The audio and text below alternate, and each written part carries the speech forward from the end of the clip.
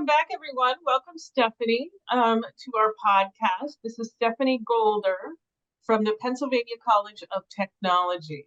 Pennsylvania College of Technology, we had the opportunity to talk to Stephanie, I don't know, it's a couple of months ago now, I think. Yeah, yeah. Yeah, and it's such a unique and innovative college that I was really excited to have you on. So give us your quick intro. What is PCT or Penn Oh, College? right. So, Pennsylvania College of Technology is located in Williamsport, Pennsylvania. We are a national leader in applied technology. So, when we say applied, we really mean like that hands-on learning. We have designed our programs to simulate real-world working environments so that students really get the hands-on experience. So, when they get out into the workforce, they're ready to go. They're not surprised. Everything's as they expected. Mhm. So let's talk about, applied technology is not going to be a meaningful phrase to everybody, right? So let's talk Mhm. specifically about what that means, what kinds of programs, like maybe you can name some of the different kinds. I know you can't name all of them because there's a lot. Right, right. Because we definitely have a lot. We have over 100 different programs. So when we say applied technology, we really mean um, even we have a forestry program. So students are learning to use a live mill. We have a automotive program where students have cars come in. They also have the opportunity to learn how to run an automotive desk by with students and employees bringing their cars in for service. Our nursing and health sciences programs, everything is set up to simulate the real world working environment. So it's like you're actually in a doctor's office or an emergency room or, with the different mannequins and simulation mannequins that they have. Mhm. So basically, what you're telling me about are the lab spaces. Effectively, my understanding from when I talked to you before is that every program has some kind of a lab space associated with it, correct? Correct. We have worked really hard to get every major possible some sort of lab space. So even down to our business and accounting programs, they have different lab spaces. Of course, when you're in business, most of it is in the computer, but we have extensive computer labs to cover that. And they also get to work out in the public with different companies and things like that to simulate that experience. And then in some of the others, you have welding, you can actually go and weld, right? I mean, Correct. yeah, there's just such a like some of the programs under engineering technologies, it was included architecture, you mentioned automotive, there's also aviation, HVAC, Hmm. you had allied health programs, culinary. I really Correct. recommend, excuse me, that everybody go on your website because there's just pictures of all these cool pictures of the different sort of lab spaces that students have. Yeah. So, Absolutely. We even have a YouTube channel if you want an in-depth look at them from if you're not coming to campus and you just want to take a look from your home, it's a great opportunity to see our labs. okay, yeah, good idea. I didn't even think about YouTube, but probably just says something about how old I am. So, much less TikTok. Are you guys on TikTok? We are. Okay, all right. So that'll work for the high school age range. Um, Now, I think people, generally speaking, they might expect some of these programs to maybe be available at a community college or maybe at like a kind of for-profit trade school.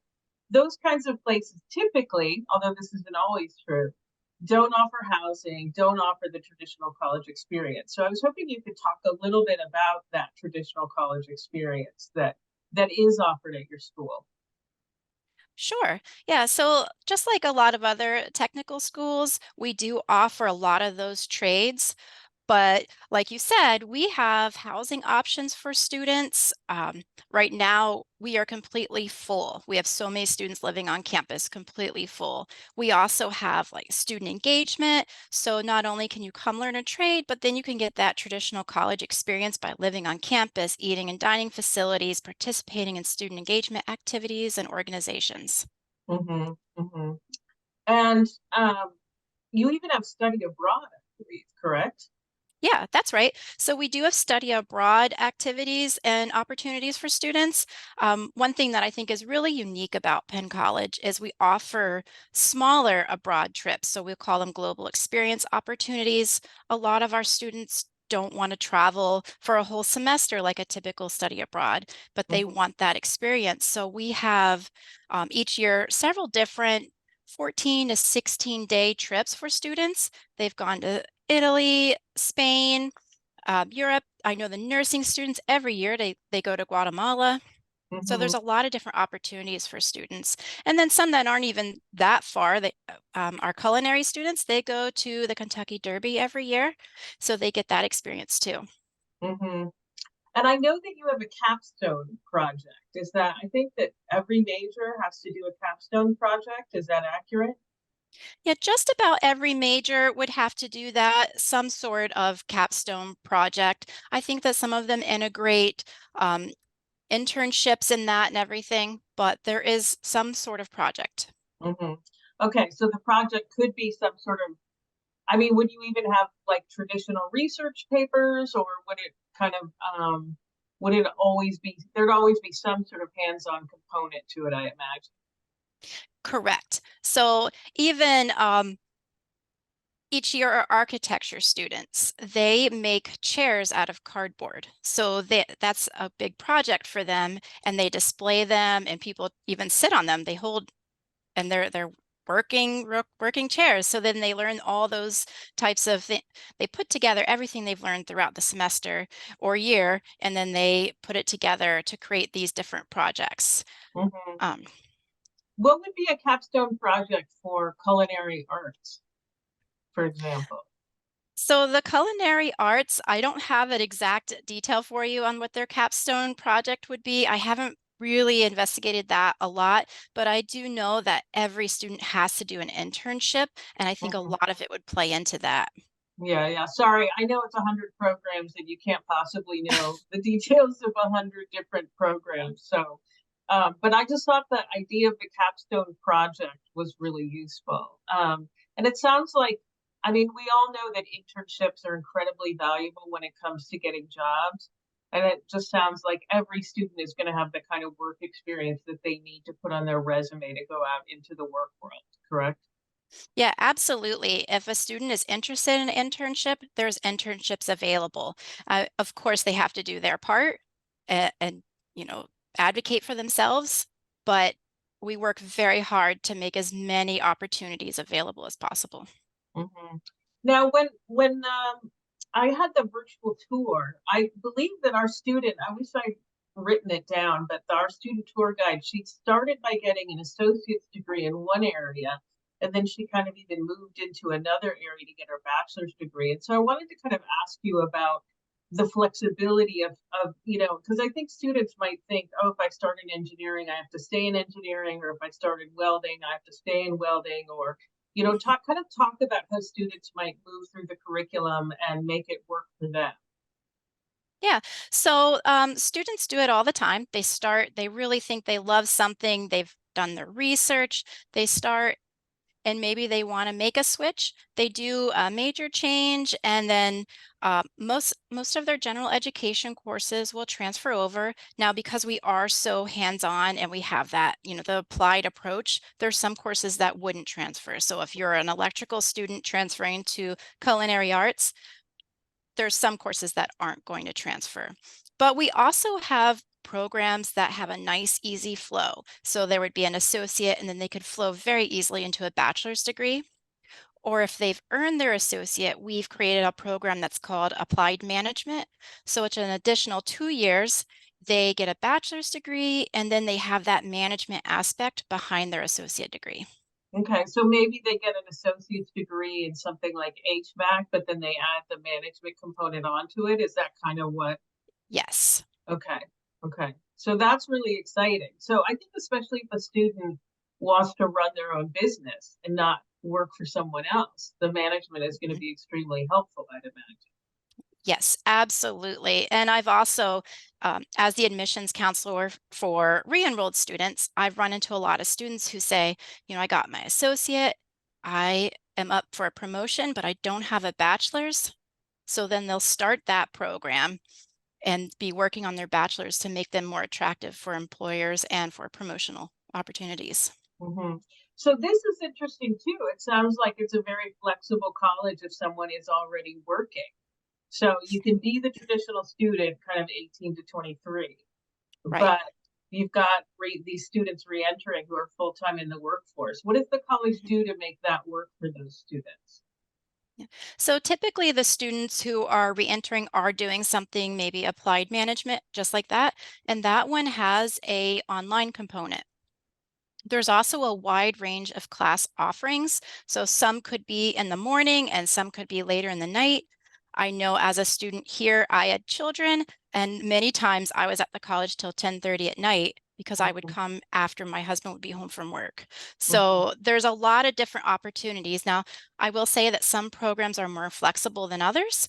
So when you are in the health sciences, nursing health sciences, you're going to have clinicals, and sometimes those are more set times. Other programs such as aviation, those are a little less flexible, but they try to be as flexible as possible so that people can re-enter into college and work on this degree. mhm, mhm.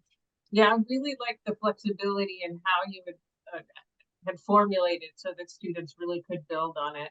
So this Mhm, does this answers part of the next question, but what kind of student might want to attend Penn College? Like beyond the fact, I mean, obviously the majors are a compelling reason, but can you kind mhm. of answer that question broadly? What kind of student might be interested?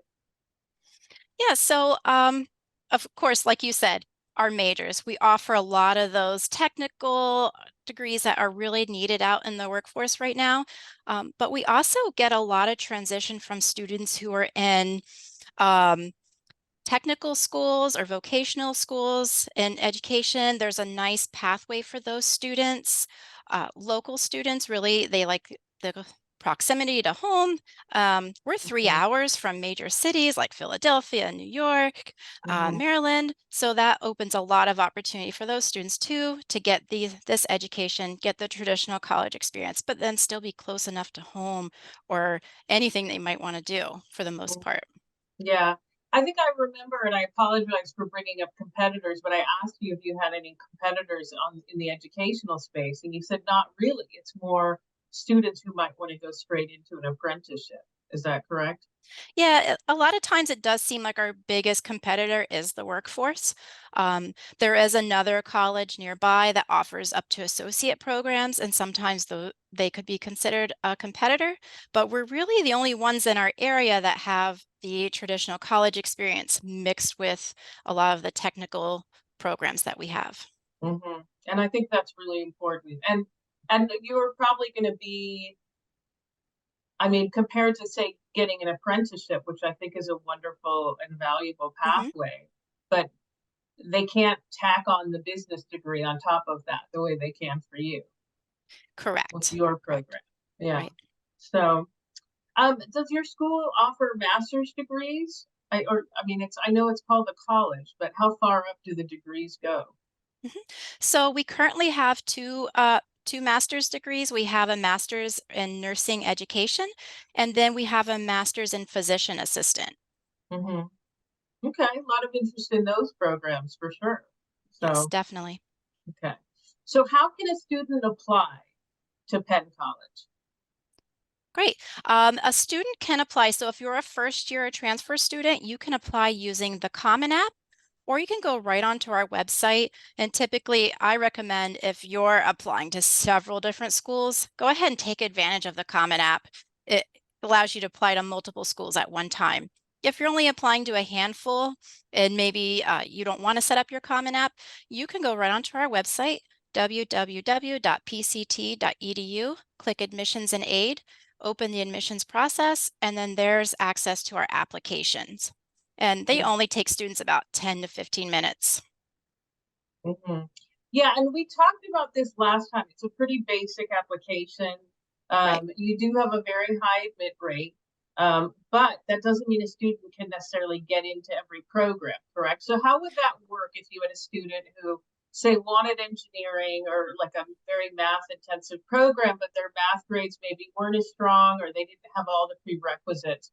How would that Yeah. So for every student who comes into Penn College, we require that they meet placement. work? They Hmm. can meet placement one of three ways. So if they did take their SAT and they scored a math score of 580 or higher.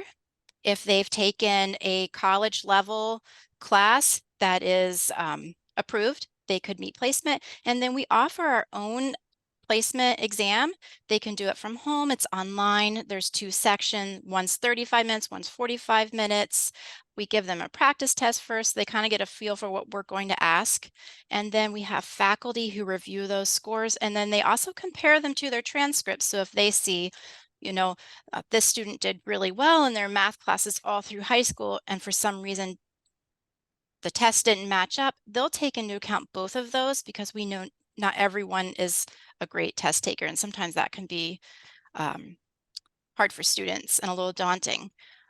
Where this would really come in, though, is in our nursing programs. So nursing programs really have that selective admissions criteria that I think you're thinking about. So since you have to be very strong in like sciences, for example, they're going to take that very seriously. So when you come in, it's really important that students are ready and they take their coursework seriously. Yeah, yeah. Because if you don't do well, then you might not be able to continue in the program. Is that accurate, or are people allowed to kind of retake a course if they have to? There are some options to retake, but there is a limit. So, they might hit a limit where they've taken too many courses in this program and we can't allow them to continue. It's just not ethical. It's not fair to them. They're paying Right. tuition and they're not advancing, correct? Yeah, Exactly. yeah. So one of the things, changing tact, if I can, one of the things that I thought was interesting is the faculty qualifications hmm for PCT, because at most schools it's a PhD or whatever, but you all have different qualifications. So what do you expect from your faculty? Yeah, so with every area, it's a little bit different. All of our faculty have experience out in the field, and that's a big one for us. So if we're telling everyone how to get this experience and this hands-on approach, we really like to have our faculty who've been out there and they know what they're doing. And a lot of them even consult through the summer, so they keep themselves up to date. Um, Hmm. as far as like the PhD, we are a little more flexible than other schools. So they will work with them and they'll say, all right, are you on track to earn this? So Hmm. if someone's on track, we've had some in Res Life where, or Residence Life, I should not abbreviate that just in case. Yeah. In Residence Life where, a master's degree is really preferred and someone can be on track and then be hired like that. Yeah, well, because obviously, yeah, this is a school that's all about experience. So I actually really liked the experience, and that probably helps them give the best advice to their students as well. So, hmm okay. All right. So we just have sort of 1 minute left. So any Okay. last thing that you want to add? No, I mean, I guess just if you have any questions about Penn College or you're interested, hop online. There's a lot of different visit opportunities, especially if you don't know what you want to do. Come to an open house. We have an open lab time where you can wander through any of the labs and get a good feel for it if that's something that might interest you just by looking at the equipment and talking to faculty members. And the online, I want to give another kind of plug for your website Mhm. and absolutely the responsiveness. You don't always have people getting back to you as quickly as you all did at PCT in arranging a time. So I know that it would be the same for students. So Yes, yeah. All right. Thank absolutely. you so much, Stephanie. I really Thank appreciate you. it. Okay. All right. And I also want to thank Jen Wilcox and Neil Relay. Join us next week for our discussion on supporting documents for an application and why those are important. And we'll also explain what we mean by supporting documents, how to finalize your college list, and understanding tuition discounting, and by that we mean need-based versus merit-based aid. And finally, I do want to remind everyone that you don't have to listen to our shows live. Every show is accessible 24/7 on the Voice America website. And you can also download every show for free on iTunes. If you're curious about other topics, do remember to look through our archives, which you can find them along with our blog posts on blog.getintocollege.com. And don't forget, we're here every Thursday, 4 p.m. Eastern, 1 p.m. Pacific.